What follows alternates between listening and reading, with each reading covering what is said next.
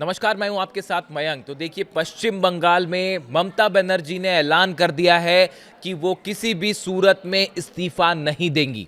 BJP की जीत हुई है, लेकिन ममता बनर्जी का ये ऐलान कि वो इस्तीफा नहीं देंगी, इसके चलते पश्चिम बंगाल में एक संवैधानिक संकट खड़ा होता दिखाई दे रहा है। जिसके बाद ये सवाल उठ रहे हैं कि अगर वाकई ममता बनर्जी ने अपना ऑफिस खाली नहीं किया तो उसके बाद क्या होगा। क्या सुरक्षा बलों के जरिए, फोर्स के जरिए सीएम ऑफिस खाली कराया जाएगा? आखिर संवैधानिक स्थिति क्या कहती है, भारत का संविधान क्या कहता है, इसको समझना होगा। देखिए, सबसे पहले तो कल ममता बनर्जी ने जिस तरह से प्रेस कॉन्फ्रेंस करी, उन्होंने आरोपों की झड़ी लगा दी। उन्होंने चुनाव आयोग पर आरोप लगाया कि चुनाव आयोग ने जो है वो एसआईआर के जरिए जो है ममता बनर्जी और उनकी पार्टी को हराने की कोशिश की। इस तरह के आरोप लगाए गए। उसके बाद उन्होंने कहा चुनावों में धांधली हुई है, वोटिंग के दौरान गड़बड़ हुई है, ईवीएम्स को जो है हाईजैक किया गया, वोटर्स को वोट नहीं डालने दिया गया। इस तरह के उन्होंने तमाम आरोप लगाए और आखिरी में उन्होंने कह दिया कि मैं इस्तीफा नहीं दूंगी। शायद ये पहली बार ऐसी स्थिति होगी भारत में कि एक सीएम जो है उनकी पार्टी हार जाती है और वो इस्तीफा देने से मना करती हैं। अब देखिए, कानून इस बारे में क्या कहता है। अनुच्छेद 164 आर्टिकल 164 इंडियन कॉन्स्टिट्यूशन का कहता है कि तहत मुख्यमंत्री की नियुक्ति राज्यपाल करते हैं और बाकी मंत्रियों की नियुक्ति राज्यपाल मुख्यमंत्री की सलाह पर करते हैं। यह अनुच्छेद स्पष्ट करता है कि मुख्यमंत्री और उनके मंत्री राज्यपाल के चाहने तक ही अपने पद पर बने रह सकते हैं। राज्यपाल मुख्यमंत्री को बर्खास्त कर सकते हैं। चूंकि मुख्यमंत्री राज्यपाल के प्रसाद पर्यंत पद पर होते हैं, इसलिए बहुमत खोने या चुनाव हारने के बाद इस्तीफा न देना संवैधानिक मशीनरी की विफलता माना जाता है और राज्यपाल उन्हें पद से हटा सकते हैं।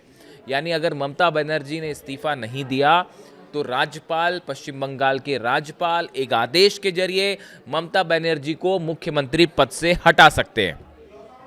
देखिए, जो हालात हैं उसके मुताबिक ममता बस नई विधानसभा के गठन तक केयरटेकर मुख्यमंत्री के रूप में ही बनी रह सकती है। जैसे ही नतीजों की आधिकारिक अधिसूचना होती है, राज्यपाल बहुमत दल को सरकार बनाने का न्योता देते हैं। उस स्थिति में उन्हें पद छोड़ना होगा और उसके बाद फिर ममता बनर्जी नहीं बनी रह सकती सीएम। लेकिन सवाल ये है कि अगर मान लीजिए ममता बनर्जी ने मुख्यमंत्री आवास या मुख्यमंत्री कार्यालय खाली करने से इनकार कर दिया और उन्होंने कहा कि भाई मैं तो अपना ऑफिस छोड़ूंगी ही नहीं, ऐसी स्थिति में क्या होगा? ये एक वो सवाल है जो सबके मन में है कि भाई अगर मुख्यमंत्री ने ये कह दिया, ममता बनर्जी ने, मैं ऑफिस खाली नहीं कर रही, तो फिर संविधान क्या कहता है और उस स्थिति में क्या होगा? यदि बर्खास्तगी के बाद भी कोई मुख्यमंत्री कार्यालय खाली नहीं करता है तो कानून व्यवस्था बनाए रखने के लिए सुरक्षा बलों की मदद ली जा सकती है और ऑफिस खाली कराया जा सकता है।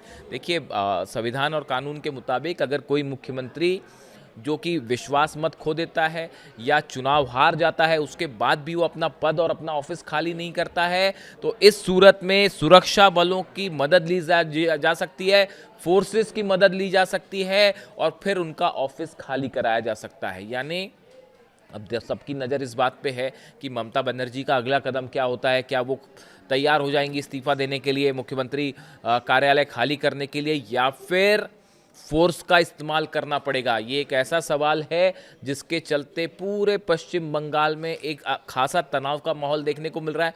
कई जगह से प्रदर्शन की भी खबरें, कोलकाता से लेकर मुर्शिदाबाद तक का बीती रात भी कई जगह से जो है वो छुटपुट हिंसा की खबरें आती रहीं। ऐसे हालात में अब सबकी नज़र इस बात पर है कि ममता बनर्जी का अगला कदम क्या होगा। हम आपको सुनाते हैं ममता बनर्जी ने कल क्या कहा था।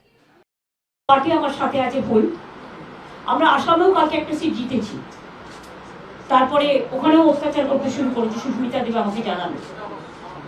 পরবর্তী স্ট্র্যাটেজি আমরা পার্টিতে বসে ঠিক করব। আপনারা টাইম টু টাইম জানতে পারবেন, চিন্তা কোনো কারণ নেই। কেন, কিসের জন্য? আমরা তো হারিয়ে নিয়ে যাব। হারলে আমি যদি শপথ দিতে যেতাম তাহলে আমি রেজিগনেশনটা করতাম। এখন তো কোয়েশ্চেন ডাজন্ট অ্যারাইজ। জোর করে দখল করে যদি কেউ মনে করে যে আমি কি রেজিগনেশন দিতে হবে, no, not that. Now also I want to say that we didn't lose the election. It is their forceful attempt to defeat us. Officially they may, through election commission, can defeat us. But morally I am telling you that we won the election.